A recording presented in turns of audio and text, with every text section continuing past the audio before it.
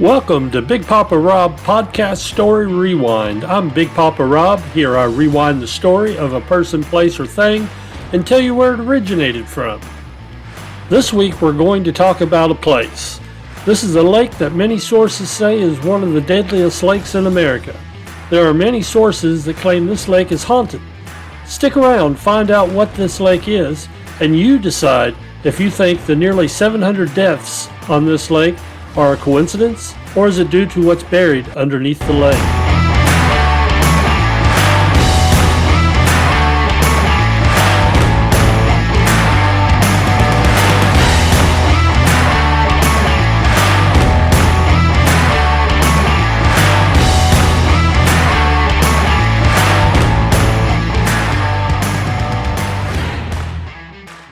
This lake is the largest lake in Georgia and has nearly 700 miles of shoreline spreading over 38,000 acres. The water in this lake comes from the Blue Ridge Mountains that feed into the Chattahoochee and the Chasteen rivers that empty into the lake. This lake was created by the Army Corps of Engineers after building the Buford Dam in 1956. The lake was built to reduce flooding of the Chattahoochee River, create water sources and power for the North Georgia area. This lake covers the areas in 4 different counties. According to the website Save a Tour, this lake ranks 8th as the most dangerous lakes in America. Since its creation in 1956, over 700 people have died there. Between 1994 and 2020, 203 people have died, and in 2022, according to Fox News, 3 drowned in a single week. There's been at least 1 death already this year. Due to the number of deaths, there are a lot of stories that claim the lake is haunted because of the history behind what's buried below the lake waters. Let's rewind and tell the stories and the facts that are behind the claims of the hauntings of this lake. In the area before the lake was made, the Cherokee Indians occupied a lot of this area, now known as Forsyth County. In 1830s, the Cherokee Indians were forced to leave their ancestral lands along what's known as the Trail of Tears. More than 4,000 Cherokee Indians died on this death march to the west. I couldn't find out how many died in the Forsyth County area, but it's safe to assume many of them lost their lives here alone. Another story related to this same area starts in the late 1800s.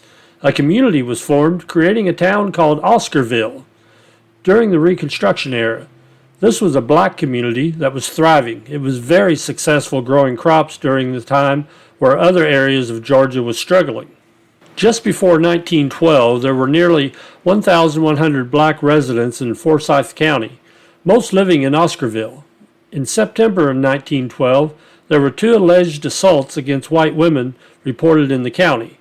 The first took place September 5th, where the woman reported a black man had assaulted her. The other happened just days later when an 18-year-old, May Crow, a white resident, was found in the woods near Oscarville, raped and murdered. On September 7th, the sheriff arrested 2 men and 4 accomplices. They transferred one of the young men to an Atlanta jail, trying to provide safety. The other 3 were kept in jail in the Cumming, Georgia. A mob of angry white residents gathered outside the Cumming jail that night and took over the jail, seizing 24-year-old Robert Edwards, taking him from the jail and beating him to death before hanging him on a telephone pole in the town square. This was just the start of the violence to come for the black community of Forsyth County and Oscarville. A group called the Night Riders, which was a group of white residents, decided to remove all the blacks from this county. They came through the town of Oscarville, threatening the residents, firing guns into homes and throwing explosives in many of the buildings of the town, killing many and forcing the others to leave the area. This continued until nearly all the black population had left Forsyth County. Most of the land where Oscarville was left abandoned by the black community, including those that owned land in the area. It is said that one of the reasons to build the dam to flood this area was to try to cover up the history of this area. If it wasn't enough, the last story I found, The Lady of the Lake. In 1958, Delia Mae Parker and Susie Roberts, both in their 20s, took their car for a joyride. Some say they had just stolen gas from a nearby gas station in the area and just disappeared. In 1959, a fisherman found the decomposing body of Delia still wearing scraps of the blue dress she'd worn the night she went missing. Locals claim they have seen her ghost at the edge of the lake wearing the same blue dress and handless arms and eyeless face. Some say she's tried to pull them under the water to join her. In 1990, divers discovered a car at the bottom of the lake, assuming they drove off the bridge back in 1958. Susie's remains was found still in the car. When the Army Corps of Engineers flooded the area to make the lake, more than 250 families were displaced. There were at least 20 cemeteries in the area. Not all were relocated before the flooding of the area. Besides Oscarville, there were other small communities that had been taken over for this project, and towns were left standing along with cars and other structures in the area. Divers reported many of these structures still standing, and they could clearly still see streets and abandoned cars. These structures have been blamed for many of the boating accidents when the water levels have dropped over the years. They also blame these structures for entangling swimmers, causing them to drown. Even the silt at the bottom of the lake is dangerous. A unique antibiotic-resistant strain of staph bacteria lurks in the mud, infecting divers and beachgoers from time to time. As you've now heard, there's a lot of death associated with the lake, and disturbed corpses from the cemeteries that were buried under the lake. It's no wonder that there are so many ghost stories associated with the deaths that have occurred after filling of the lake.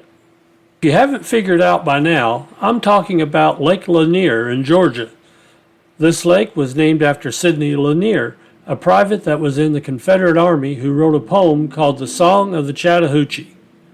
Even with all the deaths and stories about Lake Lanier, there are between 7 to 11 million visitors each year. This year, Margaritaville has made a home to the park. So I've told you about the stories behind the claims of the hauntings related to the lake. Do you think all the deaths are caused by the spirits living at the bottom of the lake? Or do you think it's just related to the debris left behind, snagging boats and swimmers? Let me know your thoughts. You can find me on Twitter, Instagram, Facebook, and the new site Spill. If you have a story idea, let me know. Thank you for listening today. I hope you come back next week for my next story. The stories will be ever-changing and the historic origins of many things, and the stories of people you may not know their history. And again, I'm Big Papa Rob, and this was a Story Rewind, produced by Big Papa Rob, edited by my beautiful wife, Amanda, aka Big Mama. Today's music was Powerful Stylish Stop Rock by Mark July from Pixabay.